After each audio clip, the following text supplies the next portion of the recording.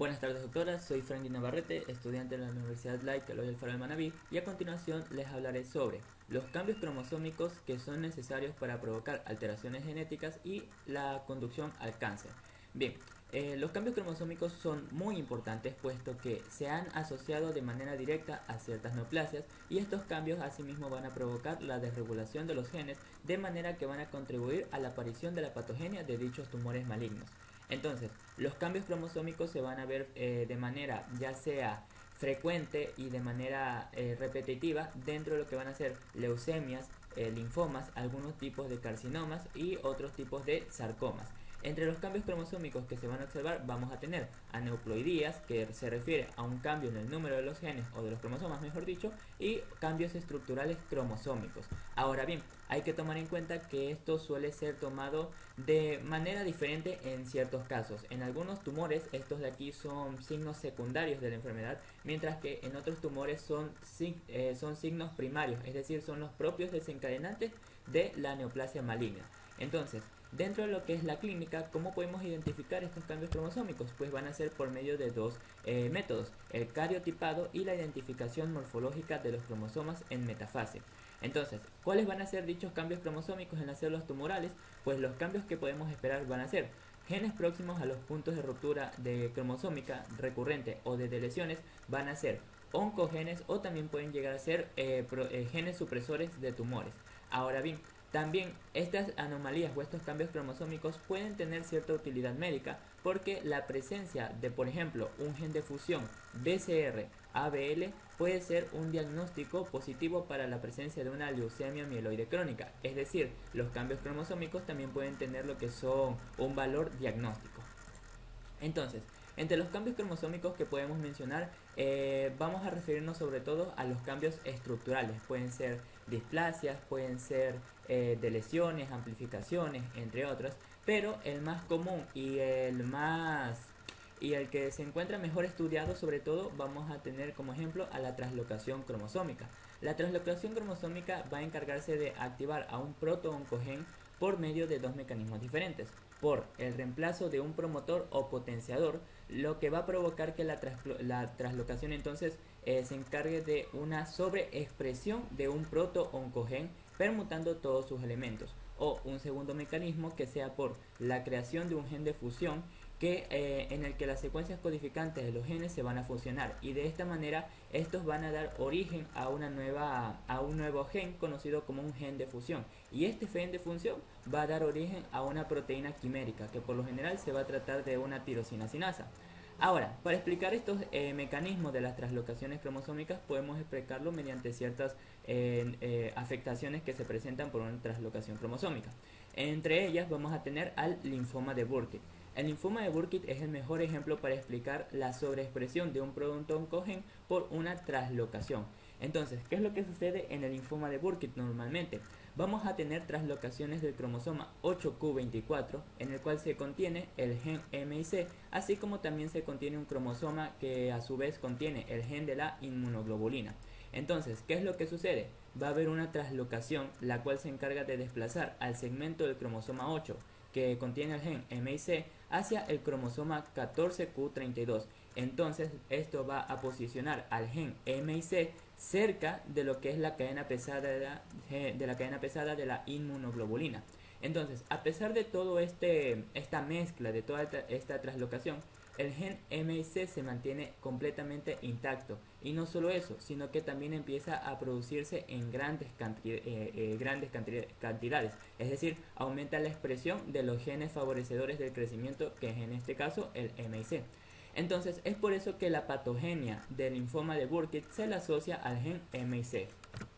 Otro de los ejemplos que podríamos mencionar para explicar cómo actúa la translocación cromosómica va a ser el cromosoma Filadelfia. El cromosoma Filadelfia se da por la translocación del cromosoma 9 en su segmento ABL con el cromosoma 22 BCR. Entonces va a producirse la consiguiente ruptura cromosómica con la posterior translocación.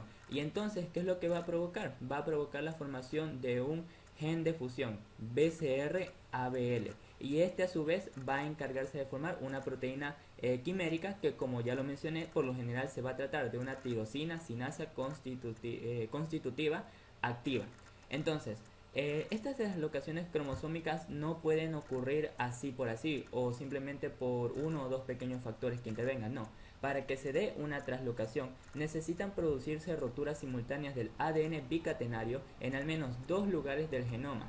Bien, entonces luego los extremos libres tienen que unirse para de esta manera dar origen a los cromosomas nuevos, tal cual se explica en la imagen que se encuentra aquí en la pantalla. Pero entonces, estos errores cromosómicos van a ocurrir sobre todo durante recombinaciones. ¿Cuáles? Durante la recombinación de los genes que se encargan de formar los receptores de los antígenos y durante una recombinación con conmutación. ¿A qué se refiere esto? Pues como sabemos, la superficie de los linfocitos T y de los linfocitos B se encuentra cubiertos de receptores que se encargan de detectar a los antígenos. Entonces, estos receptores están formados por lo que es un conglomerado de genes. Durante la recombinación de estos genes es que se puede provocar una translocación y de esta manera conducir a un tipo de tumor, como van a ser los tumores con translocaciones del gen de la inmunoglobulina, que por lo general inician en el linfocito B, porque como se lo menciona, inicia en una inmunoglobulina propia de dichos linfocitos. Y así como también tenemos a los tumores con translocaciones de los genes de los receptores de los linfocitos T, que inicia por lo general en los linfocitos T.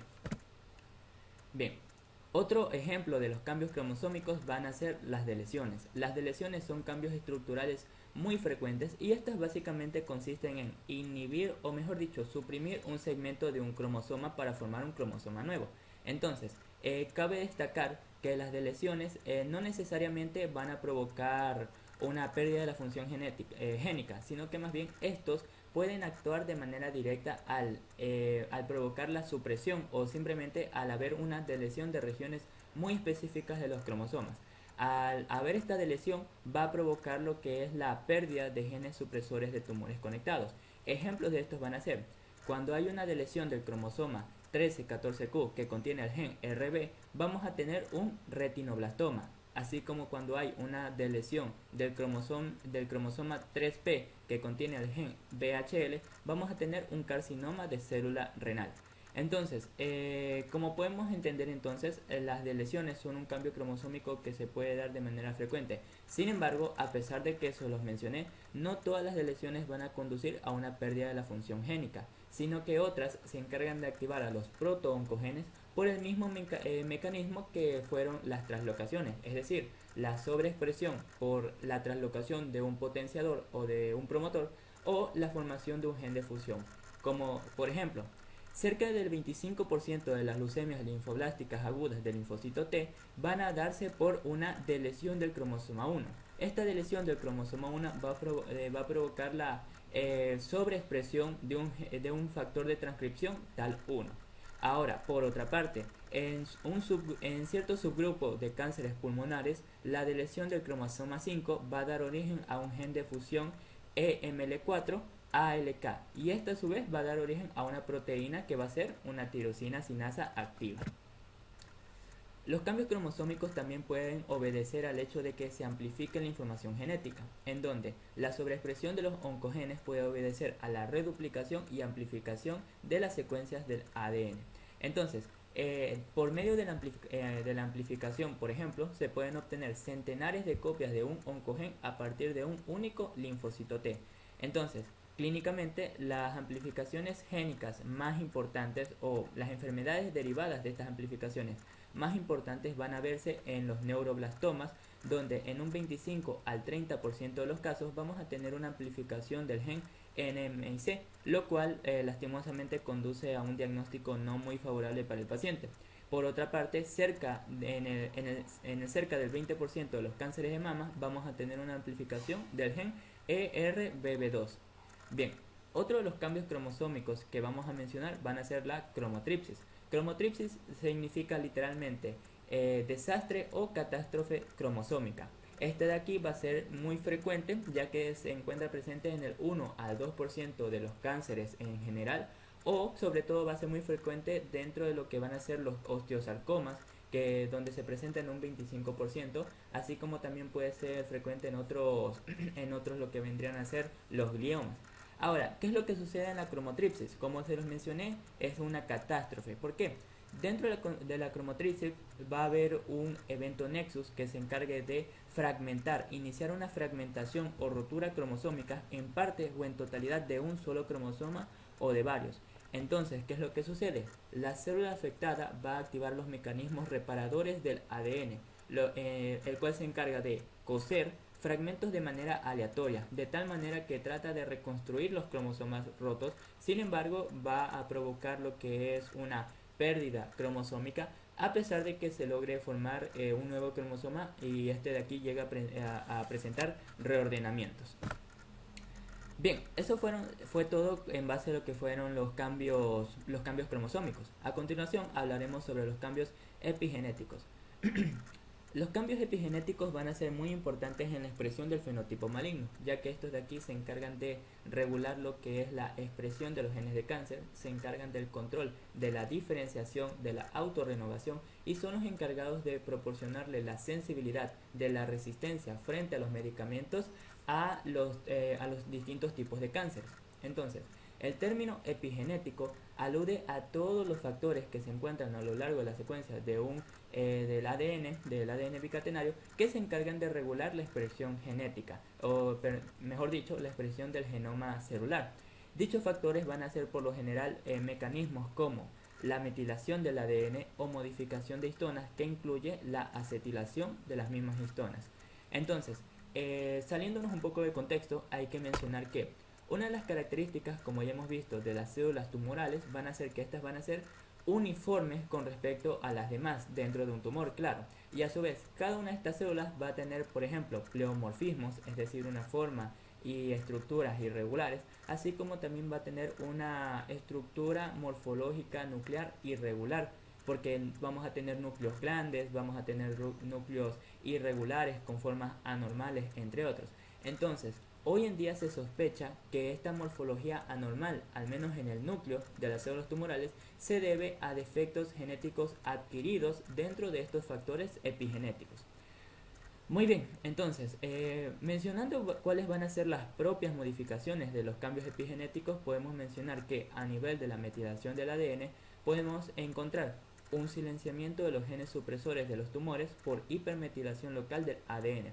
Quiere decir, ciertos tipos de tumores van a tener la capacidad de generar una hipermetilación selectiva contra los que van a ser promotores o mejor dicho, promotores de los genes supresores de tumores. Entonces va a provocar un silenciamiento post-transcripcional. Cabe mencionar que todo esto va a ocurrir en uno de los extremos del ADN. Entonces, en el extremo opuesto del cromosoma o de los demás alelos van a ocurrir cambios cromosómicos como de lesiones. Bien, entonces no solo vamos a tener cambios locales, sino que también vamos a tener cambios globales de la metilación del ADN. Por ejemplo, ciertos tumores van a presentar patrones anómalos de metilación del ADN en sus genomas, como pueden ser una hipermetilación o una hipometilación. Entonces, los tumores que presenten un tipo de metilación anormal, como en el caso de la leucemia mieloide aguda, van a presentar mutaciones de genes que codifican las metiltransferasas del ADN. Es decir, estos cambios van a incluir lo que van a ser una sobreexpresión o una infraexpresión de los genes. A nivel de lo que corresponde a las modificaciones de las histonas, como ya lo hemos mencionado, esto de aquí incluye acetilaciones de las histonas, en donde las células cancerosas van a presentar cambios de las histonas, sobre todo las que se encuentran próximas a los genes que se encargan de regular la conducta celular. Entonces, ¿a qué corresponde estos cambios? Pues corresponden a alteraciones a nivel de los complejos proteicos que se encargan de, por una parte, leer, borrar o escribir las marcas de las histonas o aquellos complejos que se encargan de agregar nucleósidos al ADN. Entonces, todo esto de aquí parece favorecer a la formación de lo que es la oncogenia, es decir, al desarrollo de un tumor maligno. Entonces, dentro de los cambios epigenéticos también podemos mencionar los siguientes aspectos. La especificidad de estirpe de ciertos oncogenes y genes supresores de tumores posee una base epigenética, es decir, el estado de diferenciación o la estirpe tanto de una célula cancerosa como de una célula normal va a presentar modificaciones epigenéticas con un patrón de expresión genético característico de cada tipo celular. Por otra parte, el epigenoma constituye una diana terapéutica muy atractiva, es decir, se ha descubierto que al menos en un principio las modificaciones a nivel de las enzimas o por las propias enzimas van a ser modificaciones reversibles. Entonces, aprovechando esta característica es que se han desarrollado distintos medicamentos con el fin de revertir lo que es el cáncer. En todo caso, podemos mencionar que se utilizan inhibidores de desacetilasas de histonas para provocar un tratamiento frente a los tumores linfoides. Asimismo, utilizamos inhibidores de la metilación del ADN para evitar la formación de tumores mieloides. ¿Bien? Por otra parte, dentro de los mismos cambios epigenéticos podemos mencionar que los cánceres exhiben una enorme heterogeneidad epigenética llamativa. Como se los mencioné, las células van a ser uniformes y más no solo eso, van a tener una enorme heterogeneidad. Y es esta heterogeneidad la responsable de conferirles una resistencia farmacológica de los cánceres frente a los medicamentos. Bien, una vez hablado de lo que son los cambios cromosómicos y epigenéticos, vamos a hablar de cómo intervienen los ARN codificantes en el cáncer. Bien, los microRNs, también por sus siglas miARN, son pequeños ARN monocatenarios no codificantes, los cuales se encargan de interferir, por así decirlo, o se encargan de intervienen en la mediación de la inhibición de la traducción del ARN mensajero por medio de un complejo silenciador inducido por el ARN, por sus siglas RISC. Ahora, ¿por qué los ARN no codificantes van a ser importantes a nivel del cáncer? Pues bien, estos ARN se van a encargar, entre otras cosas, de regular crecimiento, diferenciación y supervivencia celular. He ahí la explicación de cómo se pueden ver, cómo la alteración de cualquiera de estos ARN puede llegar a producir cáncer. Entonces, dentro de muchos cánceres o algunas otras enfermedades también se han mostrado por la expresión alterada de los microRNs que se pueden encontrar asociados a amplificaciones o deleciones de los loci microARN.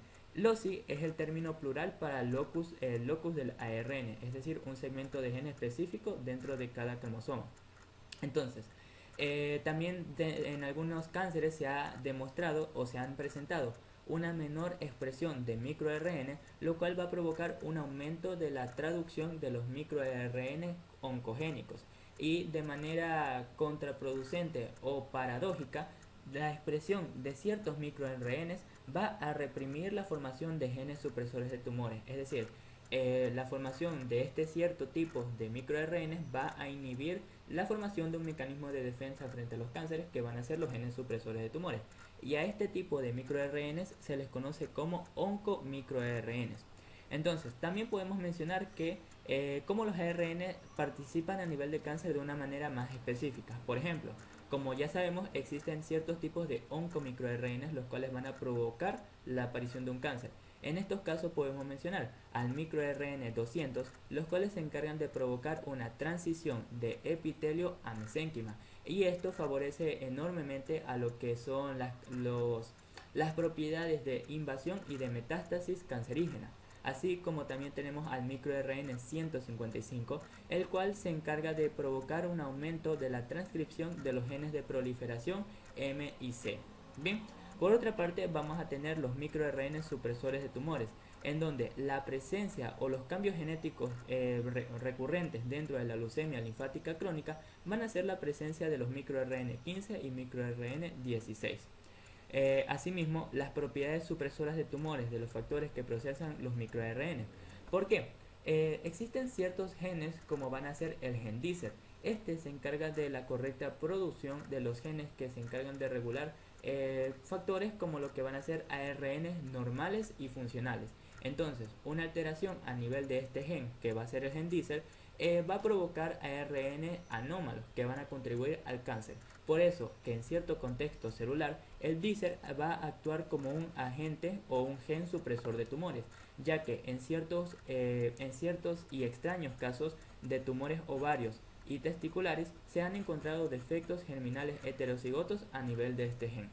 Entonces, no solo basta con esto para explicar cuál es la importancia de los ARN codificantes y cómo la alteración de estos puede provocar cáncer. Por ejemplo, se ha demostrado a partir de estudios epidemiológicos genéticos, se ha demostrado que hasta el 60% de los genomas van a transcribirse en ARN del tipo no codificante con cierta función reguladora. Tales van a ser los ARN PIWI o ARNP, los cuales se encargan de regular el silenciamiento genético post-transcripcional. Vamos a tener a los ARN-SO que se van a encargar de regular el correcto ensamblaje de los ARN ribosómicos. Asimismo, presentamos a los ARN largos no codificantes que se encargan de una correcta producción o maduración de las histonas. Bien, como siguiente punto tenemos lo que es la base molecular de la oncogenia en varias etapas. Entonces, ¿qué es lo que ocurre? Todos los tumores malignos necesitan adquirir características del cáncer, y es por ello que decimos que el cáncer ocurre por una acumulación escalonada de diversas mutaciones que actúan en forma complementaria para producir así el tumor completamente maligno. Entonces, ¿qué es lo que sucede aquí? Nos quiere decir que el cáncer no es algo que suceda por un proceso secuencial, sino que más bien se da por una serie de modificaciones una tras otras que van dando complementariedad y finalmente dan un resultado que vendría a ser el fenotipo maligno. Esto se ha demostrado sobre todo porque a través de la secuenciación del genoma de un tumor, o bueno, de distintos tumores, se ha demostrado lo siguiente: que ciertos cánceres, como el de las leucemias, van a necesitar un poco más de 10 mutaciones para provocar el fenotipo maligno, en tanto que otros, como aquellos cánceres que se dan por la exposición a un carcinógeno, van a requerir hasta cientos de mutaciones. Este último tipo de cáncer puede ser, por ejemplo, el cáncer de pulmón debido al consumo de tabaco. Entonces, aquí se abre un interrogante: ¿cuántas mutaciones se necesitan para dar un tumor maligno? Esto realmente es incierto, pero como se los mencioné, esto va a depender del tipo de cáncer. Por ejemplo, cuando quiera ver una neoplasia o que inicia a nivel de una célula epitelial humana, deben ocurrir las siguientes secuencias: activación del RAS, inactivación de la RB, inactivación de la P53, inactivación de la PP2A y expresión constitutiva de la telomerasa. Sin embargo, como se los mencioné, esto tiene que ocurrir de manera secuencial, y realmente es muy extraño que esto llegue a ocurrir de manera normal, porque estos cambios se observan sobre todo a nivel de la clínica, porque recordemos que la génesis natural del cáncer va a necesitar episodios de forma escalonada. Y la mejor forma para explicar esto, o al menos según el libro, vendría a ser mediante la explicación de lo que es el carcinoma de colon. Entonces, morfológicamente este aquí avanza por una serie de cambios que incluye o que inicia a nivel de lo que va a ser una hiperplasia epitelial de colon. Seguido de esto se va a ver una formación de adenomas, los cuales van a ir adquiriendo tamaños progresivamente mayores y finalmente van a tener una transformación maligna. Ahora, ¿cuál va a ser la base molecular de este carcinoma de colon? Pues en primera instancia vamos a tener una inactivación de distintos genes supresores de tumores, como va a ser el gen APC. Seguido de esto vamos a tener las mutaciones de los protooncogenes, como es a nivel del gen RAS. Luego vamos a tener la pérdida homocigótica de otros genes supresores, como van a ser el TP53 o el gen 18Q. Y por último, ya una vez atravesado este punto sin retorno, básicamente, vamos a presentar mutaciones adicionales, junto a alteraciones como van a ser telomerasas y muchos otros genes. Y ya para finalizar, vamos a hablar acerca de los agentes cancerígenos e interacciones celulares. Etapas de la carcinogenia química. Cuando hablamos de la carcinogenia química nos referimos a un proceso que incluye dos etapas: iniciación y promoción. Entonces, estas de aquí van a ser explicadas a continuación.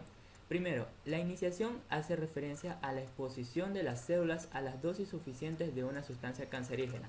Es decir, una célula, tras ser expuesta frente a una sustancia iniciadora, así sea de forma breve, va a conseguir alteraciones, y entonces esta célula va a ser conocida como una célula activada. Y esta célula activada es la que pone en marcha el proceso de la formación del fenotipo maligno. Sin embargo, hay que recordar que una sola célula iniciada no va a poder provocar el tumor por sí sola, sino que, como veremos más adelante, va a necesitar la ayuda de unos promotores. Entonces, en la misma etapa de la iniciación, cabe destacar que aquí se van a formar mutaciones, es decir, cambios permanentes a nivel del ADN, los cuales van a suceder de manera rápida e irreversible y que además tienen memoria. Es decir, es este proceso de memoria la que explica que a partir de una sola célula pueda provocarse una proliferación de este tipo tumoral. Ahora, a nivel de lo que ya va a ser la etapa de la promoción, los promotores pueden hacer que surjan tumores a partir de células iniciadas, pero por sí solos no van a ser capaces de producirlos.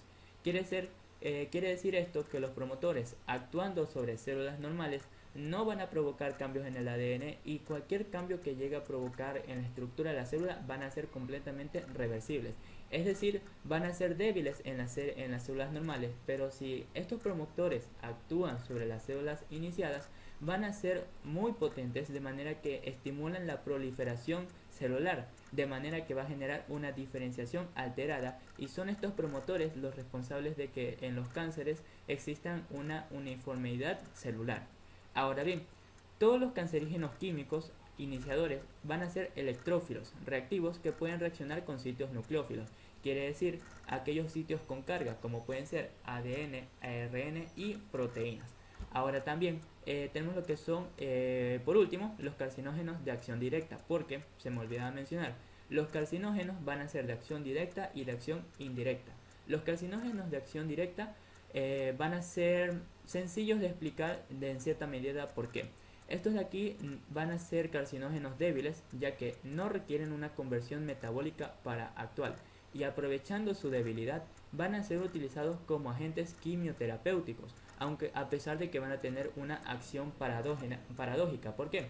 Estos carcinógenos de acción directa van a poder ser capaces de controlar o incluso en algunas ocasiones hasta curar cánceres como van a ser la leucemia, linfomas o carcinomas de ovarios. Sin embargo, una vez que controla este primer espectro, va a ser el responsable de la aparición de un segundo cáncer, como va a ser el caso de la leucemia mieloide aguda. Eso ha sido todo por mi exposición. Muchas gracias.